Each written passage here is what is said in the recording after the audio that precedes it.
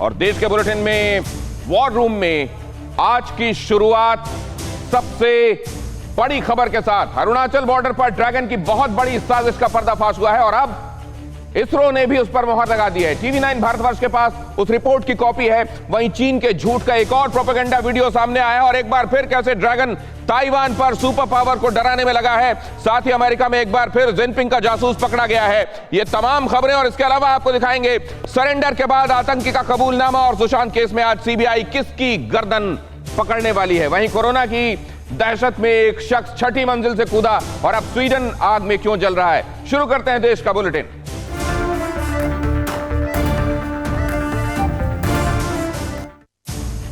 एक दिन पहले हमने इसी वक्त आपको एक रिपोर्ट दिखाई थी। अरुणाचल बॉर्डर के पास ड्रैगन ने अपना वाटर बॉम्ब एक्टिवेट कर दिया है और अब इसी खुलासे पर इसरो की रिपोर्ट आई है। TV9 भारतवर्ष के पास उस रिपोर्ट की एक्सक्लूसिव कॉपी है, देखिए।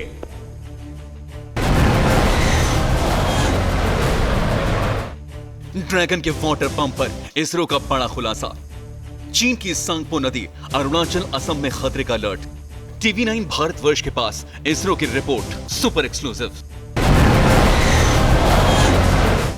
ड्रैगन के साजिश विध्वंसक विस्फोटक।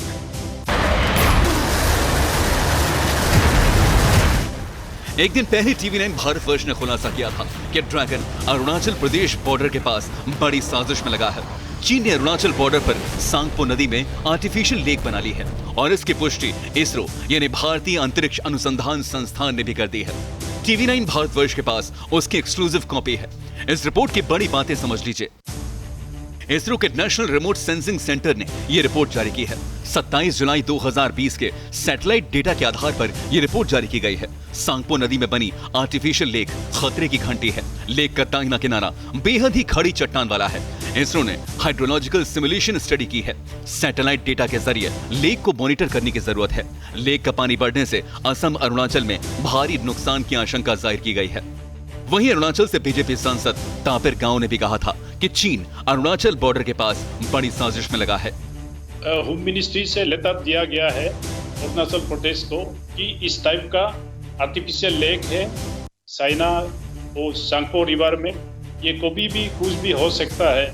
सांसद तापिर गांव के मुताबिक होम मिनिस्ट्री ने इस बारे में अरुणाचल सरकार को अलर्ट किया है कि अगर चीन ने सांगपो नदी में बनी लेक में धमाका किया तो असम और अरुणाचल से लेकर बांग्लादेश में भारी तबाही होगी। एक तरफ लद्दाख में भारत और चीन के बीच टेंशन है, वहीं चीन उकसाने वाली हरकतों से बाज नहीं आ रहा। चीन ने LAC पर फिर अपनी घातक मिसाइल तैनात कर दी है। इस बार यह तैनाती कहां हुई है? डोकलाम के करीब। यह रिपोर्ट देखिए।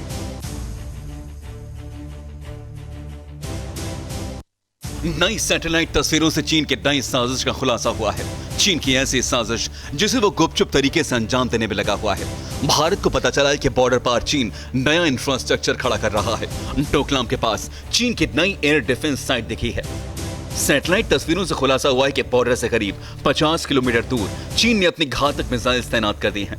भारत, चीन और भूटान में ट्राई जंक्शन के बीच चीन की नई डिफेंस साइट होने की बात सामने आई है और यहीं पर तैनात हैं सतह से हवा में मार करने वाली चीन की घातक मिसाइल्स। सैटेलाइट से मिली तस्वीरों में यह भी साफ नजर आ रहा है कि चीन लद्दाख से लेकर अरुणाचल प्रदेश की सीमा से लगे अपने इलाके में 7 हवाई ठिकानों पर बड़े पैमाने पर सतह से हवा में मार करने में सक्षम मिसाइल्स तैनात कर रहा है। आपको बता दें, भारतीय सीमा पर चीन अपने वायुसेना के उपकरणों को लगातार अपग्रेड कर रहा है। इसी कड़ी में उसने 2 नई एयर डिफेंस पोजीशन तैयार करना शुरू कर दिया है जिनके मिसाइल साइट्स होने की संभावना है। सिक्किम के सामने अपने अर्ली वार्निंग रडार साइट्स के पास यह पोजीशन तैयार की जा रही है। भारत और चीन के बीच यहां पहले 2017 में विवाद गहराया था और 2020 में भी तनाव बढ़ा था। ओपन इंटेलिजेंस सोर्स ने चीन, भूटान और भारत के ट्राई जंक्शन एरिया डोकलाम की सैटेलाइट तस्वीर शेयर की है। इसके मुताबिक नाकुला और डोकला पास से करीब 50 किलोमीटर दूर सतह से हवा में मार करने वाली मिसाइल्स की साइट मौजूदा एयर डिफेंस गैप के नजदीक है, जहां पहले विवाद की स्थिति थी। भारत भी लगातार इंटेलिजेंस, सर्विलांस और रेकी मिशन कर रहा है। इस सेक्टर में टेंशन के चलते भारत ने यहां बोइंग P-8 जैसे जेट तैनात कर रखे हैं।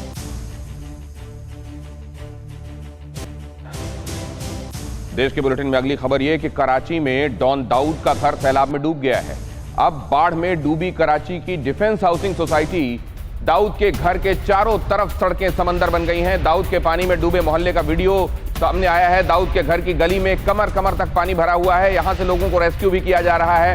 वो पुलिस की बोट से यहां पर पहुंची हुई हैं और लोगों को यहां से निकालकर सुरक्षित जगहों पर पहुंचाया जा रहा है। दाऊद के कराची में 2 जगह ठिकाने हैं। क्लिफ्टन में व्हाइट हाउस, जहां वो परिवार समेत रहता है, और कई बार वो डिफेंस हाउसिंग सोसाइटी में बंगला नंबर 37 में भी रहता है। इस समय आप देख रहे हैं बंगला नंबर 37 के आसपास भरा हुआ पानी। कराची में डॉन दाऊद का डूबा हुआ घर।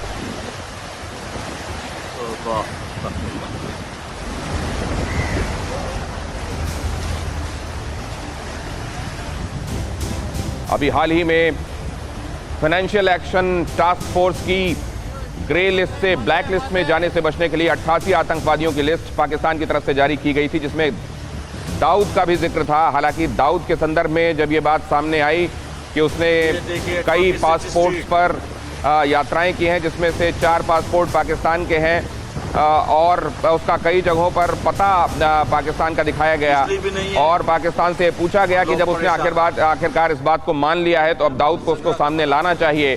तो उसने कहा कि ये यूएन की लिस्ट एंट्री है और उसी लिस्ट एंट्री के आधार पर हमने इसको रिप्रोड्यूस किया है। हम ये नहीं मानते कि दाऊद हमारे यहाँ पर है। लेकिन ये तस्वीरें उसी जगह की आप देख रहे हैं। कराची के भीतर ये वाटर लॉगिंग इस कदर हुई है कि यहाँ आसपास पूरा पानी भरा हुआ है। डिफेंस हाउसिंग सोसाइटी के पास की तस्वीरें आप देख रहे हैं। और आज एक बार फिर आतंकियों से सुरक्षा बलों का एनकाउंटर, जिसमें 3 आतंकी मारे गए। हालांकि एक जवान भी शहीद हुआ। वहीं कल एक आतंकी ने सरेंडर किया था, जिसका वीडियो सामने आया है। यह रिपोर्ट। मैं फौज का शुक्रगुजार हूं कि उन्होंने मुझे सिलेंडर होने का मौका दिया। अब मैं मेडिकल की पढ़ाई पूरी करूंगा और भारत का नाम रोशन करूंगा। सुना आपने, अल बदर का ये वो आतंकी है जो घाटी को दहलाने के लिए लगातार फायरिंग कर रहा था। इसका नाम शोएब है। ये एक दिन पहले सुरक्षा बलों के साथ एनकाउंटर में पकड़ा गया है। जब इसके सिर पर देश के सैनिकों ने बंदूकें तान दी, तब इसने सरेंडर कर दिया।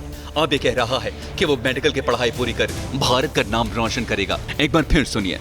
मैं फौज का शुक्रगुजार हूं कि उन्होंने मुझे सिलेंडर होने का मौका दिया। अब मैं मेडिकल की पढ़ाई पूरी करूंगा और भारत का नाम रोशन करूंगा। इस आतंकी को शोपियां से पकड़ा गया, जहां सुरक्षा बलों से मुठभेड़ में अल बदर के 4 आतंकी मारे गए थे। वहीं पुलवामा में भी आज सुबह आतंकियों से मुठभेड़ हुई, जिसमें 3 आतंकी मारे गए और एक जवान शहीद हो गया। सुरक्षा बलों और आतंकियों के बीच शनिवार देर रात से पुलवामा के जदूरा इलाके में मुठभेड़ चल रही थी। पुलिस के मुताबिक पुलवामा के जदूरा इलाके में एनकाउंटर शुरू हुआ। पुलिस और सुरक्षा बल लगातार सर्च ऑपरेशन चला रहे हैं। शुक्रवार को मुठभेड़ में शोपियां जिले के किलौरा इलाके में 4 आतंकी मारे गए थे, जबकि एक को पकड़ने में कामयाबी हासिल हुई थी। मारे गए आतंकियों में एक शकूर पारेर जम्मू कश्मीर पुलिस का पूर्व जवान और अल बदर संगठन का जिला कमांडर था। सुरक्षा बलों ने जिले के किलूरा इलाके में आतंकियों की मौजूदगी की सूचना मिलने के बाद घेराबंदी और तलाशी अभियान शुरू किया था। मैं फौज का शुक्रगुजार हूं कि उन्होंने मुझे सिलेंडर होने का मौका दिया। अब मैं मेडिकल की पढ़ाई पूरी करूंगा और भारत का नाम रोशन करूंगा। और अब आपको दिखाते हैं इस वक्त की ब्रेकिंग खबर। आज दूसरे दिन सीबीआई ने पूछताछ के लिए रिया को डीआरडीओ गेस्ट बुलाया है। डीआरडीओ गेस्ट हाउस के लिए रवाना हो गई है रिया। कल पूरे दिन पूछताछ की गई थी, 10 घंटे पूछताछ हुई थी और उसमें कई सवाल जवाब हुए थे, जिसमें पहले सीबीआई ने रिया को सफाई का मौका दिया था। अपनी सफाई में बातें कहने के बाद जब उससे सवाल जवाब शुरू हुए तो बताया जा रहा है कि रिया कई जगहों पर लटपटाई और सीधे जवाब नहीं दे पाई। उसने बातों को घुमाया और कई जगह पर उसकी जुबान लर्जी। लेकिन क्या उसने आखिरकार, हालांकि दूसरा इसका पक्ष ये भी है कि अभी तक सीबीआई को अपनी जांच में कुछ भी ऐसा नहीं मिला है जो ये सब्सटेंशिएट करता हो कि ये सुसाइड नहीं मर्डर है।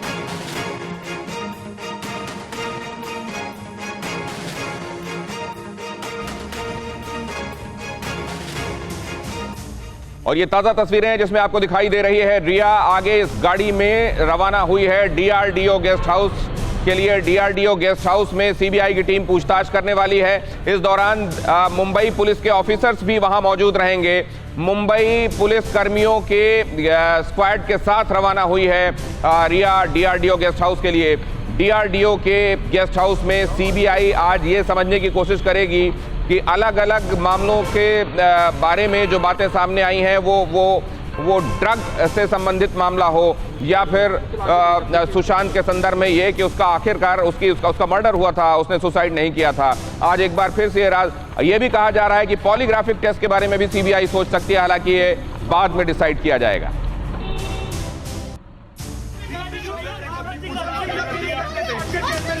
सुशांत मौत मामले में सीबीआई लगातार जांच कर रही है।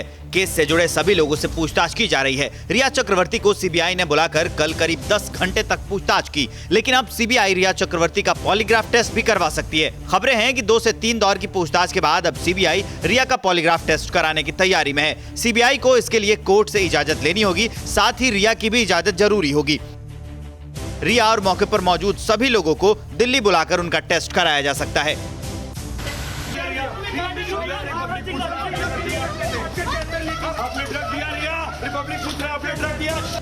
आज फिर सुशांत के दोस्त सिद्धार्थ पठानी, सुशांत के कुक नीरज सिंह और स्टाफ केशव बच्चन को सीबीआई ने डीआरडीओ गेस्ट हाउस बुलाया। सुशांत केस की गुत्थी सुलझाने के लिए सीबीआई ने दिशा सालियान मामले को भी जांच में शामिल कर लिया है, क्योंकि इस मामले के कुछ पॉइंट्स दिशा से भी मिलते हैं। दिशा सालियान को लेकर सीबीआई ने सुशांत के दोस्त नौकरों रिया चक्रवर्ती और उसके भाई शोविक से पूछताछ की है और आगे भी इसके बारे में पूछताछ की जाएंगी। जैसे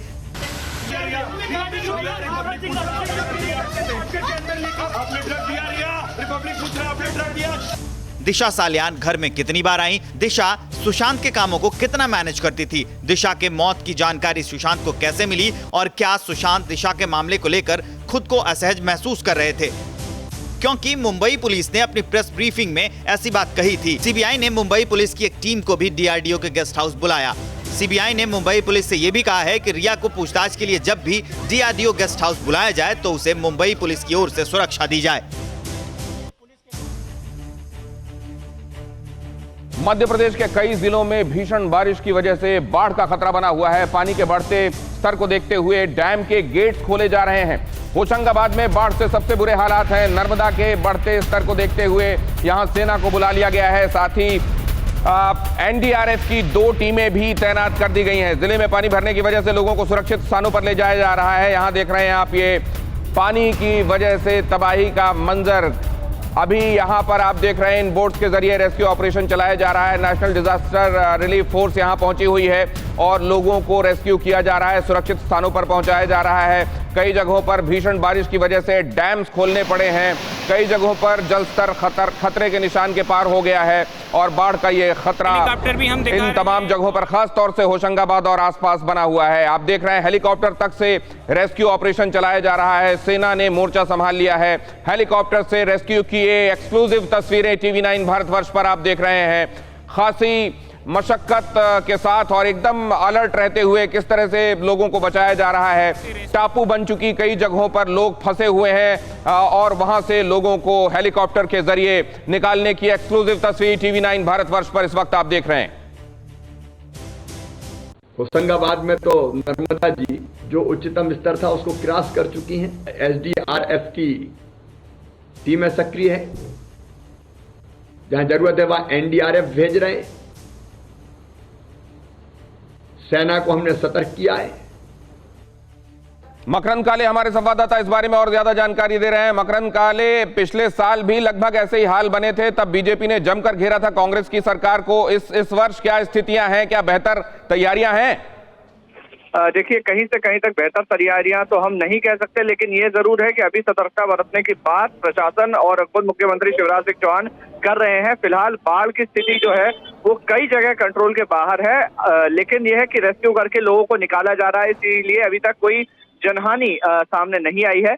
हाँ, ये जरूर है कि छिंदवाड़ा और जो आसपास का एरिया है, चाहे वो होशंगाबाद का बेल्ट हो, बैतूल का एरिया हो, भोपाल से सटा हुआ सीहोर का एरिया हो, ये जो अंदर के इलाके हैं यहाँ पर लगातार जलस्तर जो है वो बढ़ रहा है। और पीछे जो अगर हम बात करें मंडला और जबलपुर की तरफ की, तो वहां से नर्मदा जी का जो फ्लो है वो काफी तेज है। इस वजह से बरगी, तवा, ये सारे डैम जो है उनके गेट खोल दिए गए हैं और उस वजह से पानी काफी तेजी से जो निचले इलाके हैं वहां पर पहुंच रहा है। शाम तक होशंगाबाद में भी हालात और बिगड़ सकते हैं और इसीलिए एनडीआरएफ, एसडीआरएफ की टीमें वहां पर पहुंच रही हैं। सेना की भी मकरंद मदद काले, आप मांगी गई निगाह है। रखें, आपसे आगे भी अपडेट के लिए हम पहुंचेंगे। मकरंद काले, हमारे संवाददाता बता रहे हैं कि जबलपुर हो, मंडला हो, छिंदवाड़ा हो या फिर होशंगाबाद, यहाँ पर क्योंकि नदियां अब खतरे के निशान से के पास हैं या ऊपर पहुंच रही हैं, कई जगहों पर डैम खोलने पड़े हैं, लिहाजा बाढ़ का खतरा बढ़ गया है। परवाह देश की, सोमवार से शुक्रवार रात 10 बजे TV9 भारतवर्ष पर।